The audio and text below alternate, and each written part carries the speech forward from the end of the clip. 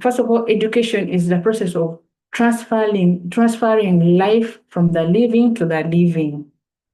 So people who are ahead of us are supposed to teach us things that they have learned, and then they have to pour in us so that even as we are able to embark on that journey. So that's why we need education. So I know there are people who say education is not necessary. Education is necessary because there are people who have gone before us. There are things they have experienced. There are things that they know. There are structures that they have been put in place. So in order for us to also be able to operate more or greater than them, they need to pour into us so that we also are able to do greater things. And also us who have been poured into have to pour into others so that we can also make these other ones behind us to also do something greater than we have done. So that's basically what education is supposed to do, not to just inform us, but to transform us. But when the industrial revolution happened, education began preparing people to mainly follow systems, work in factories, pass standardized exams. So it was all about just following systems. People were just taught what was available. So for instance, they brought in machines. So people were taught how to use those machines. But remember, we all learn differently and we all don't learn at the same level. We are all different. You may love art, but me, I'm not interested in art. I love IT. So if they both put art and IT in the same place and they teach us the same systems, one of us is going to clash. That's why you find that some people used to fail in class, not because they were stupid, not because they were dumb, but because they are put in positions where they were not ready to receive the things. And even though those things were important, they did not explain to them why they are important. So that's why we see that most of the times you see people failing, not because they are stupid, but because people learn differently. We have thinkers, we have builders, we have communicators, we have creators, leaders, and problem solvers. I remember that we had a student in my O level. This guy loved music so much, but he wasn't doing well in sciences. In music would get hundreds and 90s, but then when it came to science and math, he used to get F9s. I remember the science teacher told him that you're not going to mount to anything. This music is not going to take you to anything. But this teacher was wrong because just because I'm not doing well in math doesn't mean that I'm stupid. They ignored the gift that he had in music. If the teacher knew how to enhance this gift and also help them in these subjects that he was not performing well, this student would have been an amazing student. I don't know what happened to him because I don't see any his songs anywhere, but that gift was suffocated. Why? Because someone lacked the wisdom on how to guide them. Someone lacked the wisdom on how to lead them and help them to bring out that gift, but also help them in these areas that we are not performing well. So we need to understand just because you're not a thinker doesn't mean that you're dumb. No, you need to focus on that area where you think that this is my strength. Then you can outsource these other ones. For instance, if you're a thinker, focus on the thinking part, and then outsource people who are builders to build those systems that you think of and you want to be implemented. Then if you're not good at communication, you can outsource that information as well. So that's why we need each other. We don't have to be good at everything. That's the mistake we normally go into, that we want to be everything, yet we cannot. There are certain areas you're good at, and there are certain areas you're able to thrive in if you just discover what strength that you have. So, and also more to that, we also learn differently. There are people who learn by reading, seeing, listening, and doing. I, for one, I learn by reading, seeing, and doing. Those are one of my strengths. But then there are people who are not good at reading. I'm not saying that if you're not good at reading, you should just relax. No. For me, in a month, I can read like 4 books if that my schedule is not tight. But then there are people who struggle to even read a page in a book. So I'm not encouraging women to read because reading is good. If you're going to read, if you're going to do things that are going to impact this world, you need to be a reader. You need to know how to apply certain things in this world. Otherwise, you're going to be left behind. So we need to understand that we all learn differently and we all understand things differently. We learn in phases, our growth process is differently.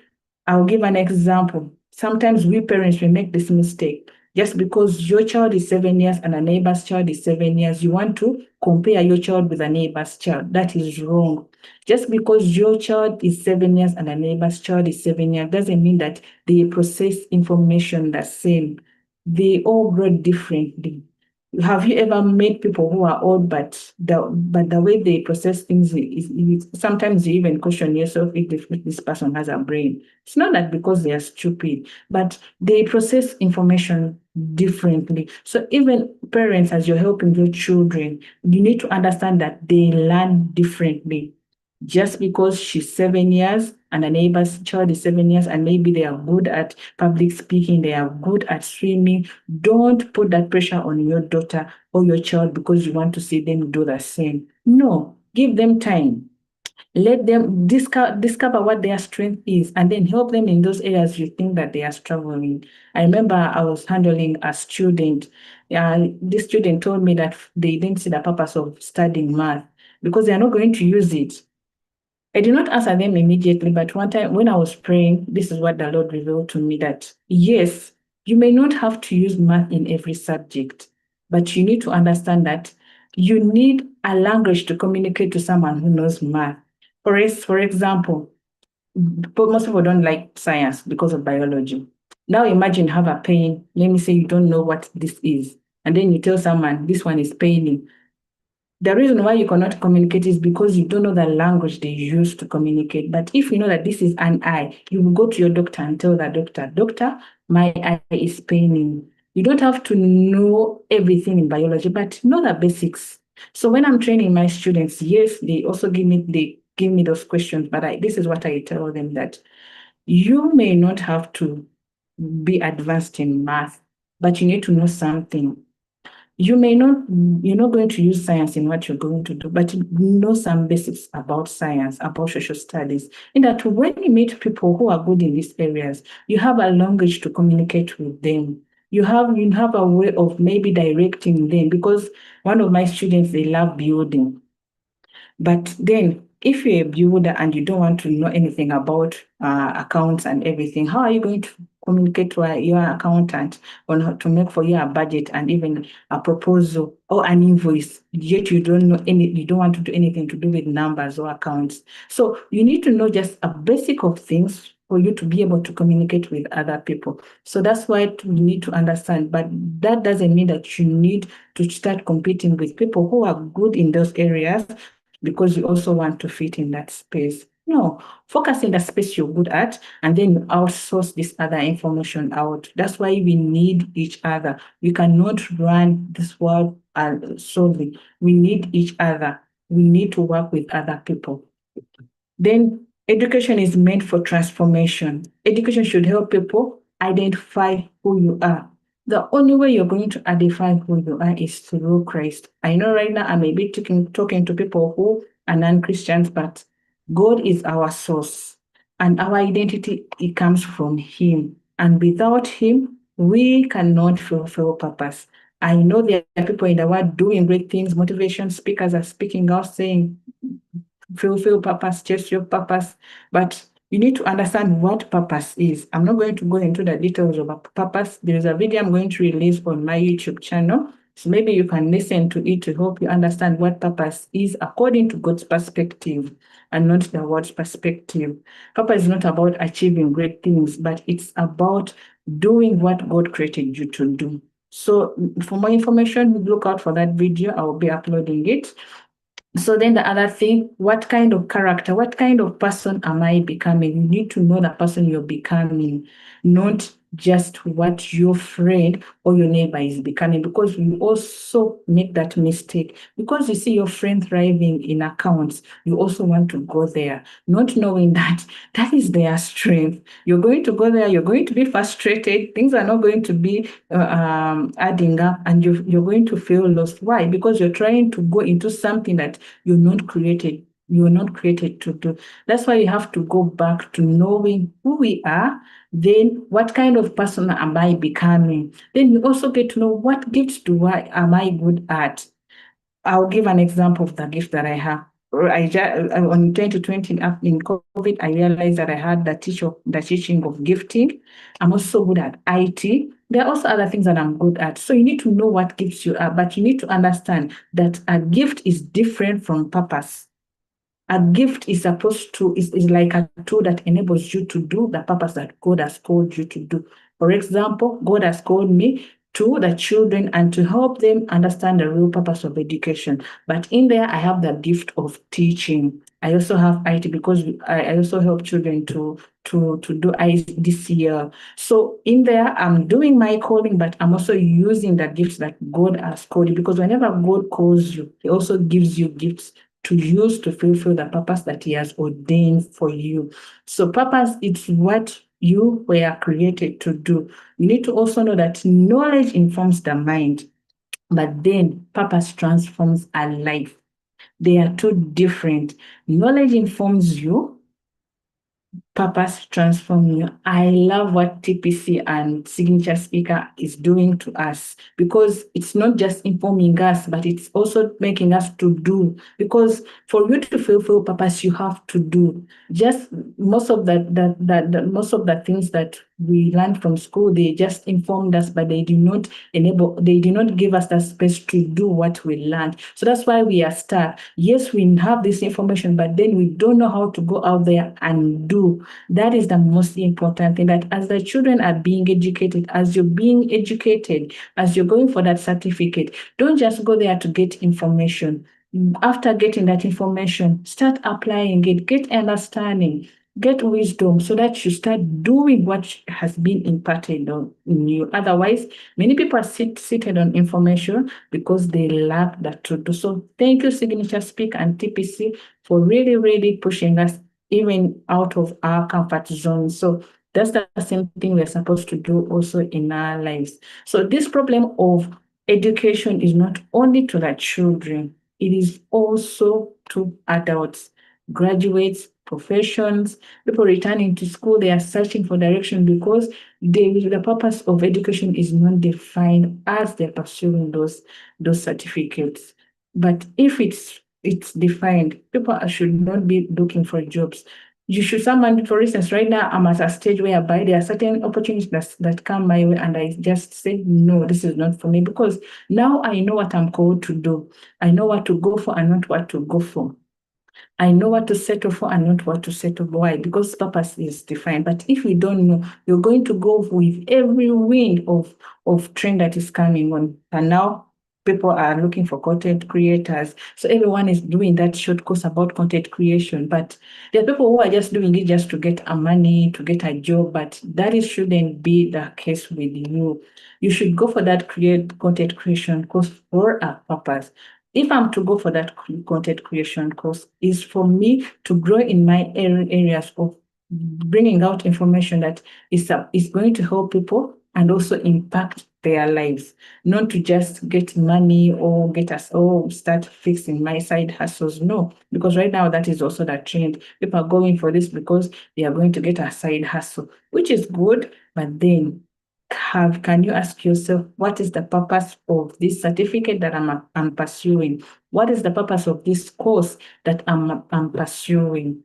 So education should prepare people for calling. A certificate is not the destination. It is only a tool. So we need to differentiate that. Yes, we need certificates because the world system requires you to have a certificate.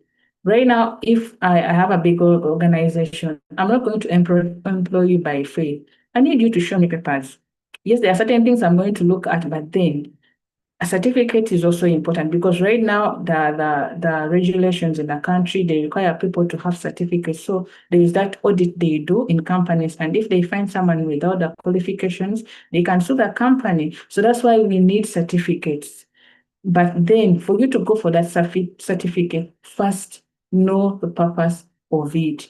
Then that will help you to make the right decisions. So education should prepare people to solve problems, serve others, then use their gifts in order to fulfill their assignment in life. I'm going to repeat them. It is education should prepare people to solve problems. So in the course that you're pursuing, what problem are you going to solve? That's the question you should ask yourself. Who are you going to serve? Are you going for that course because it's going to pay a good salary and you're going to have a nice living? Then that's a wrong attitude. You should be able to solve problems, serve others, use your gifts, and also feel as your assignment on earth.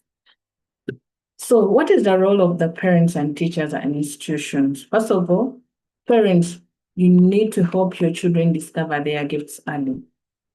It is your role, parents. I know we are so busy, but take time and discover what your children love most. For example, I have two boys. One of the things I know they love is soccer. And one of my boys, they love music. So those are some of the things I have identified, and I'm working towards to help them grow in their gifts. As they grow in their gifts, I'm also going to help them to also get to know basics about science, math, English, so that they are not only focused on developing their gifts, but then they like a language to communicate with people who are professionals in these areas, because they all need these things.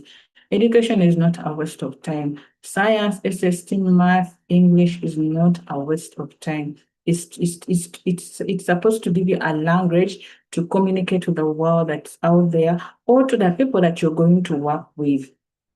Then teachers, you should teach beyond exams and inspire children. I remember there's a time when one of my students, I think that time they had an amazing day. So instead of doing their work, they just filled in random questions so that I could give them a score key. Because in SEA, the child reads, then they answer the questions, and I give them that score key. So what this student did, they just filled in random answers: Jesus, boy, girl. So when I read through the work, I told him this is not the answer. Yes, we are not supposed to. The child does not have to give the right answers, but then those answers he gave show that he didn't read. So I took him back to do the work. He wasn't happy about it, but when he calmed down and he did the work, he came back and he only failed one number like this.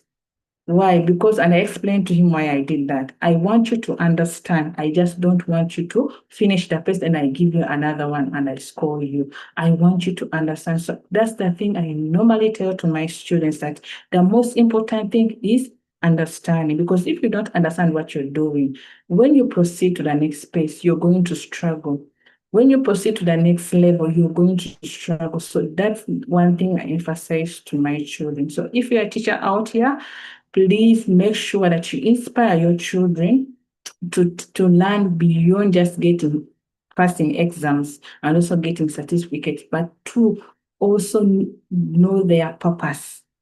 And one thing about purpose is not going to be fulfilled in one go. For instance, right now, I don't know what I'm supposed to do all in a go. God is revealing things bit in bit, because that's how God operates. He will not show you a big picture. He's going to reveal bit in bit so that you obey, and He also opens you to more opportunities. Because if it's to show you everything, you can be overwhelmed. So even with your purpose, God is not going to reveal to you all in one batch. It's going to be as you take that steps of obedience, then that's when you're going to understand what He has specifically called you to do. Yes, I know bits go to the children, but even up to now, I do not exactly know what I'm supposed to do with the children. Yes, I'm doing things with the children, but then I'm still discovering things. I'm still learning things. So it is the role of the teacher to inspire your children, not to get discouraged. I know there are times when things are going to seem like it's not moving, people are persecuting you, but that shouldn't make you to give up. So Teachers, that is our role to play as we are helping these children to discover their purpose on earth. Then students, don't just study to pass exams, but discover your calling. If there is someone you can trust, find someone that you know that this person knows what they are doing and let them lead you, let them guide you. They don't have to do what God has called you to do, but this person can give you steps. I know there are also people whom you go to and they want to clone you into what they want you to be. You need to be careful of such people, but you need to get someone, I'll call them a mentor, to guide you, to show you which steps to make and which ones not to make, to avoid making mistakes and learning through hard knocks. Because some of us, there are things we learn through hard knocks, and I sadly enough is most times we talk to the teens and they feel like Kazende boy, because even us we used to do those things. So I don't blame them. But you need to get someone that you trust and they can speak into your life to guide you, someone who is ahead, to guide you so that you make the wise decision, so that you don't repeat the same cycle, so that you don't end up frustrated and messed up in life because you don't know what to do.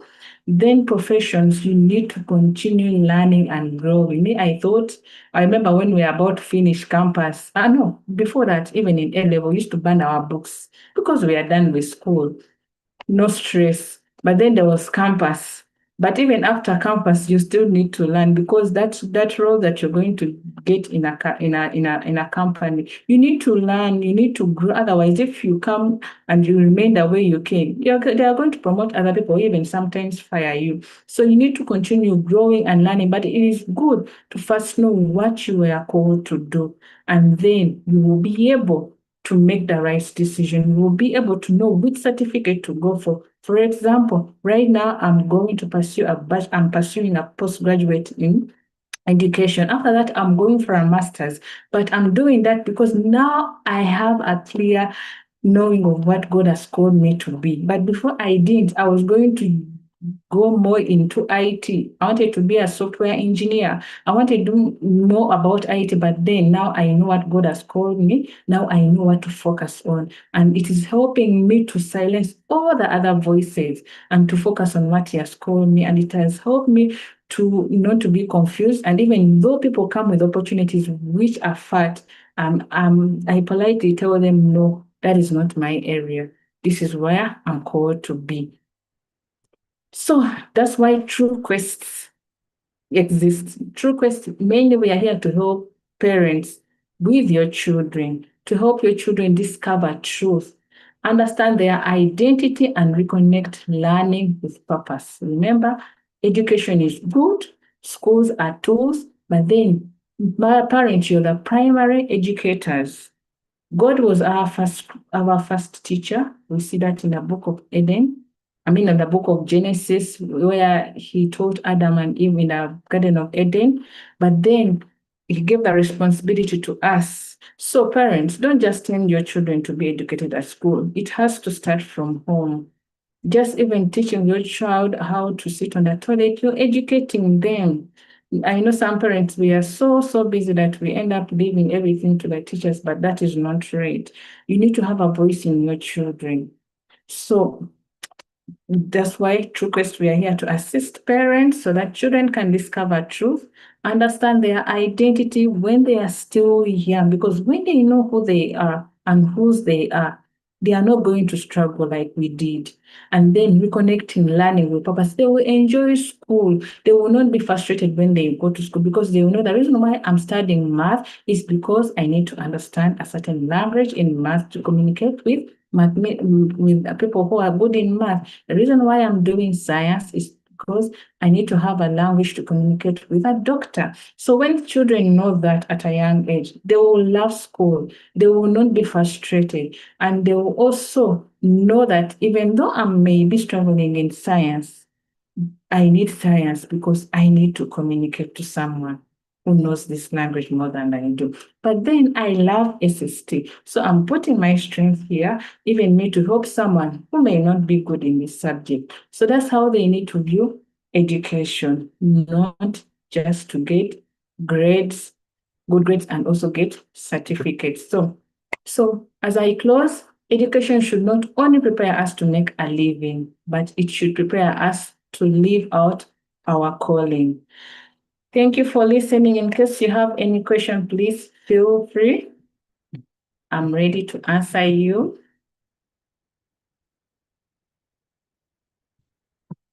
Anyone with questions?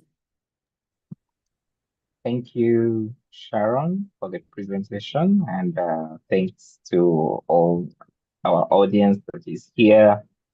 I've been taking notes. Actually, when you advertise this, I was trying to see how it speaks to me. And then as the session went on, I'm trying to make reflections as a parent to be able to see how I can learn from that. Now, my question would be, one is from your journey. I know you're an IT person, you've worked as a system tester. How how did you get to this point in time to realize your purpose, your calling? I know that this might be depth, but maybe just in a summary. And then the other question is around this whole SCE model. You do homeschooling.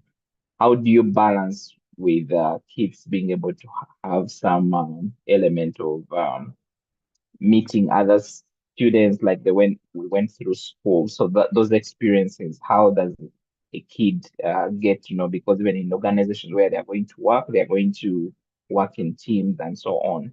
So how does that come through? And then maybe also not forget about how do we balance between calling with making sure that we actually making the money, because I find some of us maybe somewhere and you feel like if I follow this purpose, what will actually happen? So, and that is the same thing I think we also feel for our children. We want when your child, my son just says he wants to be a policeman, and then in your mind you're like, the policeman. Like you try to think about policemen on the road, but at the end of the day, this is what the person has said they want to be, and then you don't want your child to suffer, so you're like, maybe you can actually try medicine or something like that. So like within African setting, how do we balance between that whole desire to make sure our children are okay with this aspect of calling? Thank you. So let me start with my journey. So before, as I told you, my first career was a software tester. I did bachelor's in information system. I had this desire in me, and like I explained in the beginning, but then I didn't know how to interpret it. I was afraid of stepping out into this schooling because of how I viewed teachers in our community. I used to meet people and they used to ask me, by the way, you look like a teacher. Are you a teacher? And I would feel offended, like seriously, I would feel offended and I would throw it into their face that I did IT. I'm a software tester. But then when COVID hit, that's when it hit me that I don't want my child to just wake up playing like other kids, watching TV. I want them to continue learning. So, in my moments of praying, the Lord started revealing to me how to teach my child. I started teaching her sounds, phonics. That time it was phonics. Then from sounds, started blending. Then from blending, I taught her how to write her name. So after that, I developed this desire to teach her. And because every time I would teach her in this aspect. I want you to understand. I don't want you to just cram. In fact, I remember every time I used to teach her, I would ask her, have you understood? In fact, I used to go back over and over again to teach her what we had learned previously because I wanted her to understand. And funny enough, when COVID lifted off and she went back to school, I put her back in top class because she was supposed to start P1, but because she had missed that fun, I told her, I told myself, let me put her in top class so that she can also have that opportunity to interact with her friends and everything. And most of the teachers, the comments they gave me, they told me she's really good. Who has been teaching her? And I told them it's me. So that's how I started. So in there, during COVID time, I resigned from my job. I was working from home, but then I got an instruction to resign from my job. So I did resign, and I focused on educating her from home. So after COVID, I got an instruction to join Bible college. Joining Bible college, that's where I met my boss now that I serve. So they were from South Africa. They were new to the country, and they needed someone to tutor their children. So when I shared my story of how I taught my children in COVID, they were interested. So they called me, I did the interview, they liked what I submitted, and they gave me the offer. But when they were employing me, I told them, yeah, I'm not a teacher. I don't like math. If it has anything to do with math, yeah, I'm not going to do anything. Like, I was very clear because I didn't want them to pay me and then they get offended for me not delivering what they want. But then the children had a tutor. So they were all basically what I had to do is make sure that they could log into their computers, make sure that they attend their classes, do their work. I was just there to supervise them. So they employed me as a nanny just to take care of them, to make sure that I supervise their work and they do all their classes and everything. But then later on, the parents were introduced to SCE curriculum. As I've told you, SE is an international curriculum for Christian schools. You can either homeschool your child or take your child to a physical school. There are schools which do SCE. So it's upon you, the parent, to choose. There are parents who prefer their children to study because they want to control their learning. They want to control everything their child does. They don't want to pressure their children, because most schools, they pressure children to do things. Because even in SCE, if you find someone who doesn't have the passion, you may find that they are about making the child do the goals they're supposed to do, because at the end of the day, they are appraised. So they are about getting the what they are paying. So that's why most times parents prefer to homeschool their children. But there are also good SCE schools that follow the principles. But in Uganda, when they see something that is on fire, everyone goes for it because they want to make money. So anyway, that's how I also got introduced to SCE. I did that training. Then I started taking the kids to do the classes. And in there, I started loving the things that we are doing. In fact, I realized even math was not hard. I helped those children in all the subjects. So I got to also learn things in math that I didn't know, that I used to struggle with. Why? Because I thought I was stupid, but I now later realized that my teachers did not do a good job. So the problem was not with me.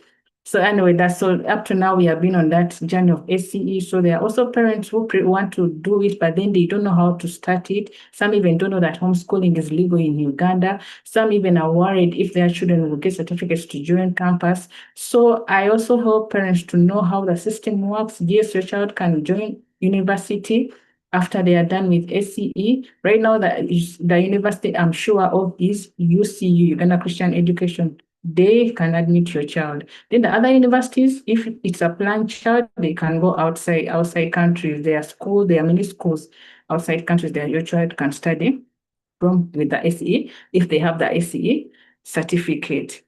Then you asked about how do you connect your children so that they continue networking. There are many ways of doing it. If you're a Christian, and you can make your children to serve in church. That's one thing, so that they also have that fellowship with other students and also get to interact with other students. Then the other thing, there are many programs that are coming up in holidays. We have Dito Feza. Dito Feza is there to teach financial literacy to children. So I know someone who works with Little Feza. So most times I connect parents to Little Feza so that their children can engage in such activities. There are boot camps that are organized by Christian parents. I make sure that the parents that I connect you with, they have the same standards that I also agree with, because even there you find people, yes, they are Christians, but the things they are doing are not right. So I make sure that I connect you to the right network. So right now there are many Christians who are coming up with such activities so that children are not left out. They continue networking with their friends, and also there are also hubs. Right now, I've not started one, but I have plans of starting one whereby I bring all the homeschooling children to connect, to have those extracurricular activities like soccer, swimming, and piano and everything. So, but there are also hubs which do that.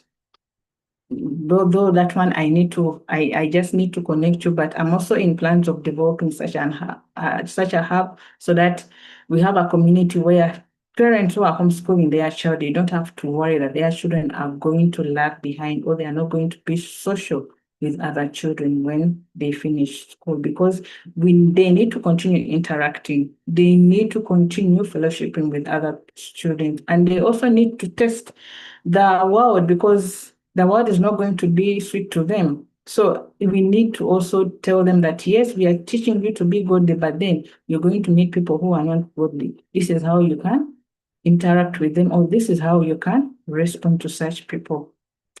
So did I answer all your questions?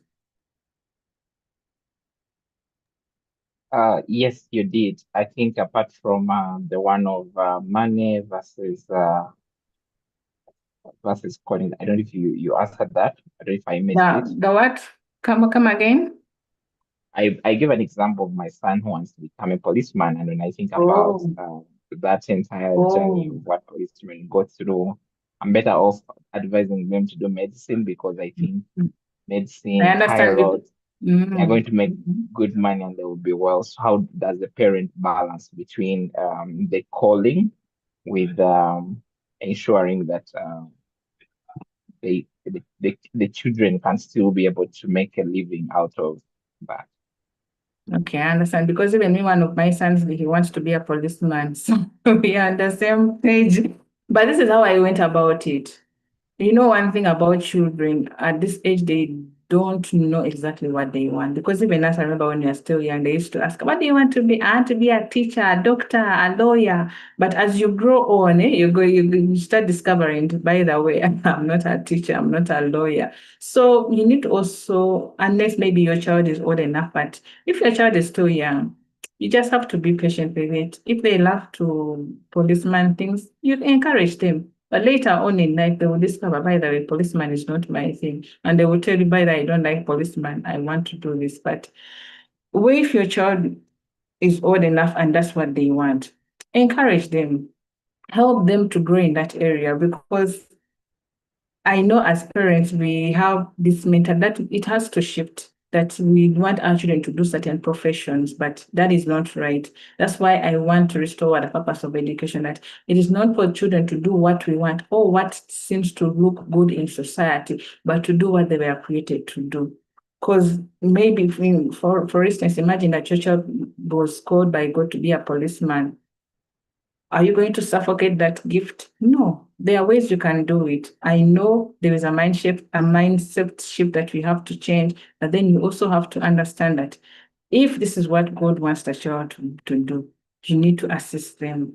Otherwise, if you suffocate them, they are going to do what you want them to do, but they are going to be frustrated in the long run. And you've gone through these things whereby okay, you may not have gone through that journey, but some people have gone through those things, but you find them frustrated. They tell you, like the example of the musician I gave you, they loved music, but the teacher told them you'll never amount to anything. They suffocated that gift. But there's a way that we could bring that gift to life and also help them to grow in these other areas which you think that they should do. So does that answer your question?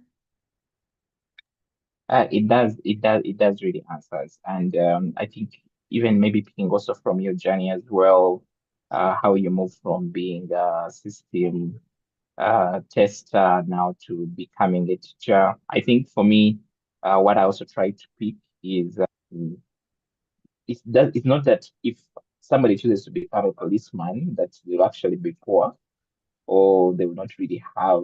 You can actually, if at all you fit within your calling, even if you're a teacher like yourself now, you can actually be happy and you can actually be financially well in the old sense. Like this whole thing of like my child has to do become a pilot, or my child has to become a doctor for them to make money. They can actually even become a musician, and actually they can actually make money out of that as long as they're able to love it. And yeah, there are lots of creative ways of how that can actually be transformed into either they are starting a business in the same line or whatever. Yeah. Yes, Charity, I'm seeing your hand up.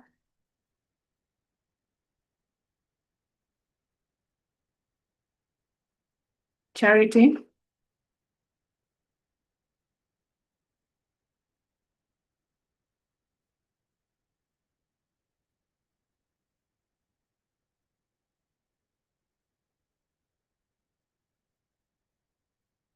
Charity, are you there?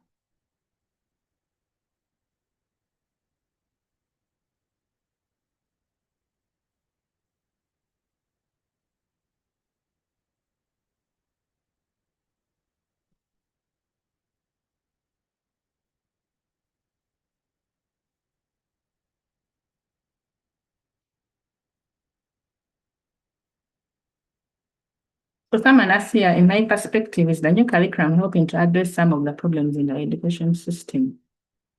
In the old system, at the moment I lost it. In the old system, students come out with credentials, but they lack a moment. They come out with credentials, but they lack practical skills relevant to work environment. I contrast this with the development where children are exposed to 16 years, they work while they study. Well, you need to also, as I told you, that we all grow at different levels and different stages. Education is not about for a child to rush to finish school. That's one thing you need to understand, because if you rush students to finish school, they are going to get frustrated in the long run, because one, our brains develop differently. That's one thing you need to understand. As I gave an example, just because your daughter is 7 years and a neighbor's daughter is 7 years doesn't mean that they pick on the same skills at the same time. So you also have to notice that as you're helping your children to advance in education. I'll give an example. Back in when we used to do school, they used to put us in classes, and they used to divide the clever ones. They used to put the clever ones alone, and also those ones who are mediocres. Then those ones who used to always fail, they used to put them in a separate stream. So some of us, we are labeled as people who are failures. Why? The teachers do not understand that we all learn differently, we grow differently, and our brains develop differently. That's why I love ACE, that it is not all about the child going to a different grade because they are a certain age. It is about mastery. As long as the child understands, they will proceed to the next level. Because we are not all about that 7 years is supposed to be in this grade. No. Have you understood? Have you mastered what you're learning? Then, if you've mastered, then continue to the next level. And the beauty about ACE is that we give the what? I've forgotten how they call it. We do diagnostics tests if you're to enroll your child to see where at what level they are. Those tests are not to measure their grade they're supposed to be, but to know what they know. And if they have gaps, we help them to cover those gaps, then they proceed to other levels. So the old curriculum, the new curriculum, I have not gone through it, but I've not yet gotten time to go through the old curriculum, so I cannot give you information about it, but I'm going to find time and read about it. Yes, Ruth? Thank you, Sharon. Sharon, at first I wasn't able to unmute myself. I think because of the control measures on this call. Thank you for the session. I really appreciate and I love and support the work that you do. Also, thank you, Park, for mentioning that I wasn't able to unmute myself after seeing the message. Here is my question or guidance. Through my work of vision board and challenging the youth and children to embrace growth at an early stage, I've met two parents. One told me that the son said he wants to become a conductor, a taxi conductor. Then the second one, the boy wants to be Owechigali, like people who don't understand the word I've used, like these men in Kalere who be pushing Yeah. those wheelbarrows. So how do you speak to this child without making them feel like just mommy wants us to do what she wants? Like how does the conversation start? Like anyway, what could be the conversation starter for such children? Thank you. Okay, thank you, Charity. So with that one, if the child is old, for instance, if they are in a teenage age, I think you will just have to take them through a course to first discover who they are, discover them, to take them to a journey where they can discover their gifts, because sometimes the reason why this child may take on that, because maybe they have failed in certain subjects and they feel like they will not mount to anything and they don't see any future in getting a certificate, so they will settle for that less. So you first take them through a journey of discovering who they are, discovering their gifts, and also help them to understand that just because you're failing in this subject doesn't mean that you should settle for less, because sometimes it comes because of identity issues. So maybe does that answer your question? Yes.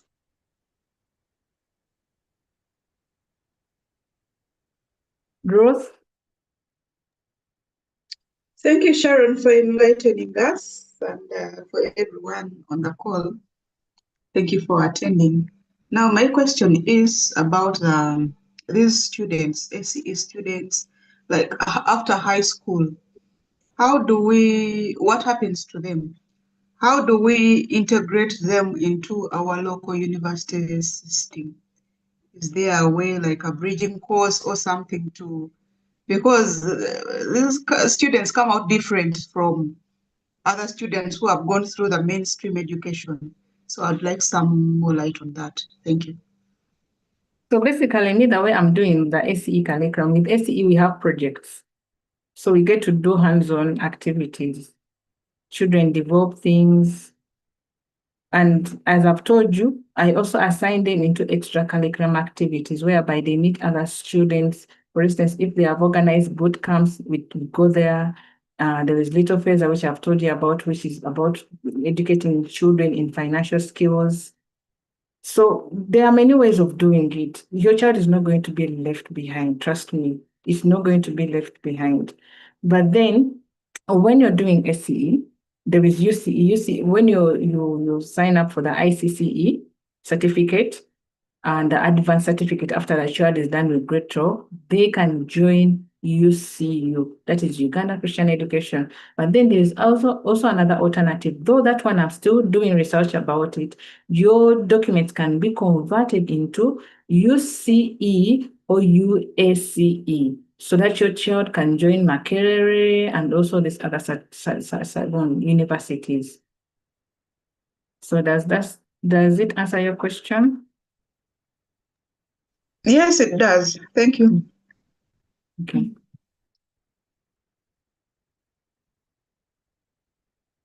So but most times the reason why children end up making all those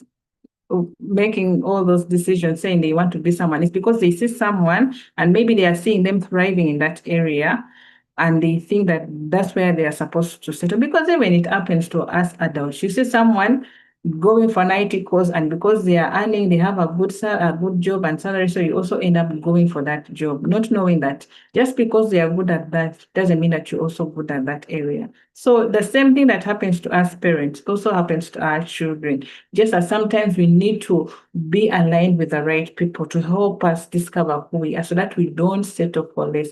There are people who don't want to continue with studying because they are comfortable where they are, but you need to know that you need to grow in order for you to develop. Otherwise, if you just settle in the comfort zone, it's going to be very hard for you to grow.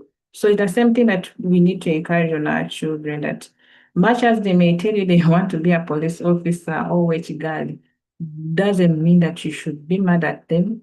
Find ways of engaging them in activities or even courses that can help them realign their mind, because the problem is with now their mind. Now you need to get resources that help with their mind to redirect their thinking in order to make the right decisions or choices. Because the same thing that is happening to our children, it's the same thing that is happening to us. Yes, Caroline? Okay, thank you so much, Sharon. I just wanted to give a contribution on that point of children picking careers, random careers like a wheelbarrow pusher, what? But just for clear, because I'm not an expert on children, I'm submitting it to you, and feel free to polish it or nourish it. But I just wanted to give an example on that. I had a nephew, and at a certain time, he really, really wanted to be a footballer. And he was like, me, I'm going to be a footballer. Me, I'm going to be a footballer.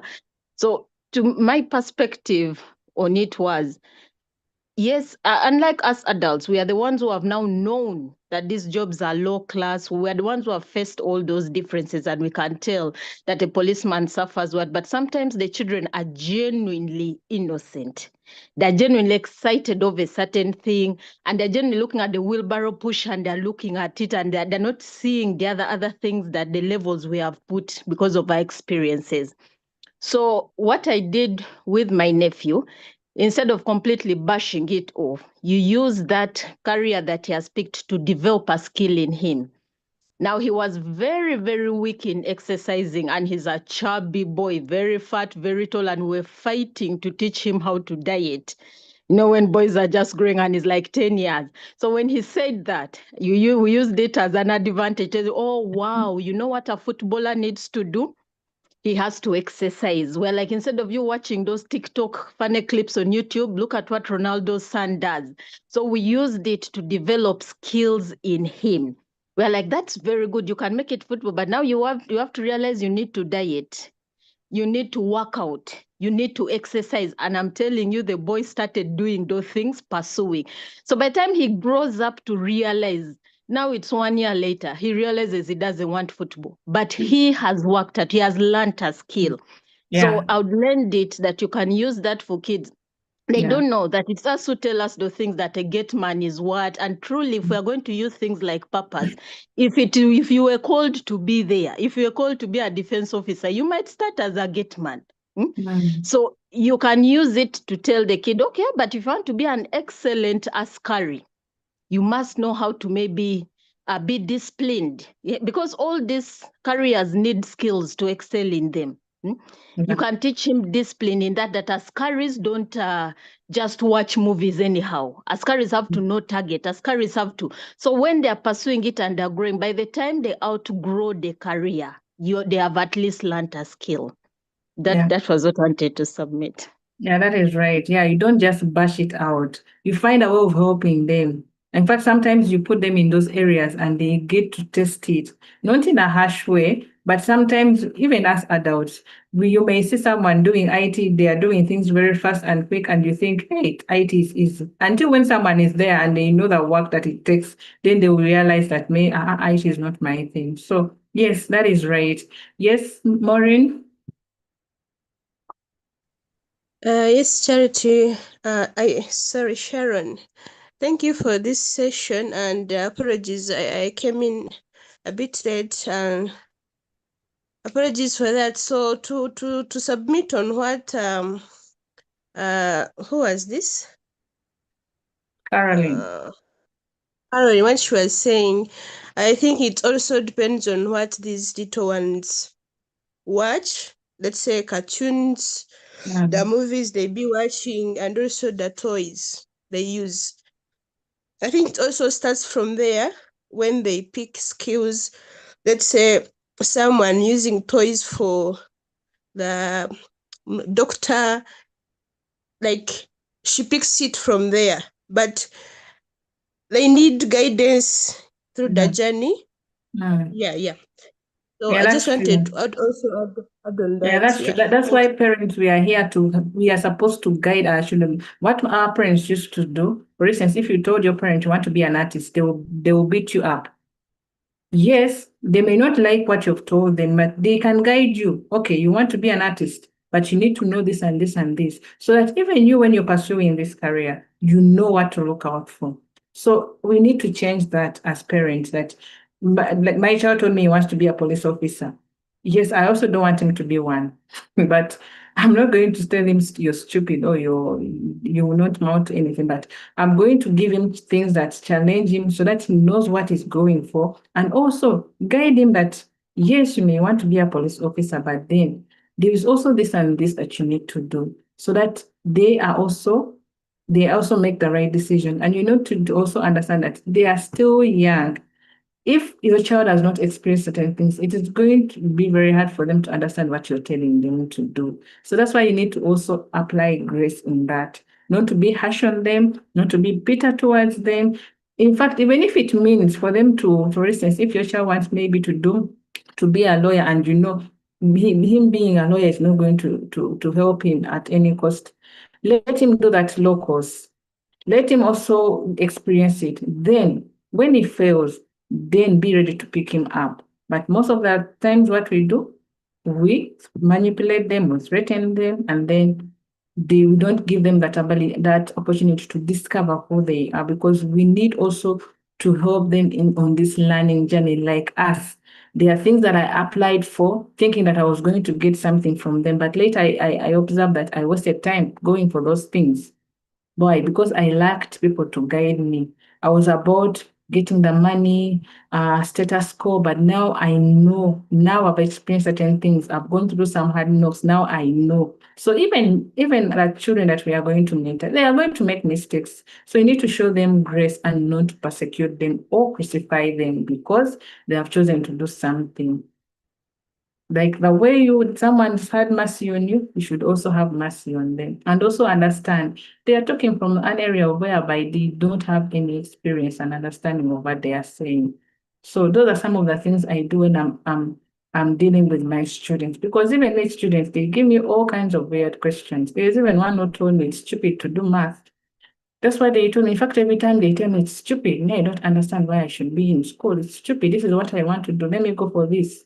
But the parents want them to study. So I know the frustration. I know this child does not understand, but then I keep on encouraging them. It is not good to hear that word all the time, because even me sometimes, at times when I'm not feeling well, and then the child will come, this is stupid. You don't feel well as an educator, but because now you know where this child is at, you apply grace and mercy in order to bring them to a place where you are. So those are some of the things I've learned, and those are the things I apply when I'm dealing with children who have a different mindset about certain things in life. So with all that, I would like to bring this to a close. Thank you for joining, and thank you for being part of this discussion. I truly appreciate each and every one of you. Like I said, True Quest, we are here to help restore the purpose of education so that our children know the purpose why they are going to school, not just a wastage of time, not just to get certificates, but to discover their calling, to develop their gifts, and also to fulfill what they were created to do. Thank you, each and everyone who has been part of this. And if you want to continue with this, you can follow us on YouTube, TikTok, and Instagram at TrueCrest Kids and Teens. Thank you. Good night. Thank you, Sharon.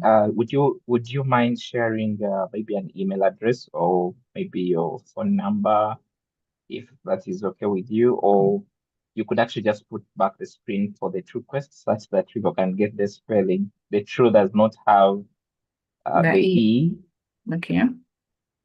Yes. A moment.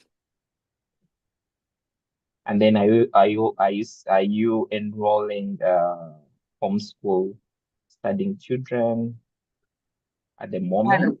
I'm not the one who is, I'm just helping. But now if you want to homeschool your child, you need to sign them using Springs of Hope. So I help parents to understand the procedures, but then they need to do the documentation themselves. because they need to register that homeschool using Springs of Hope. And now Springs of Hope is the one that is managing parents who are homeschooling their children. Okay.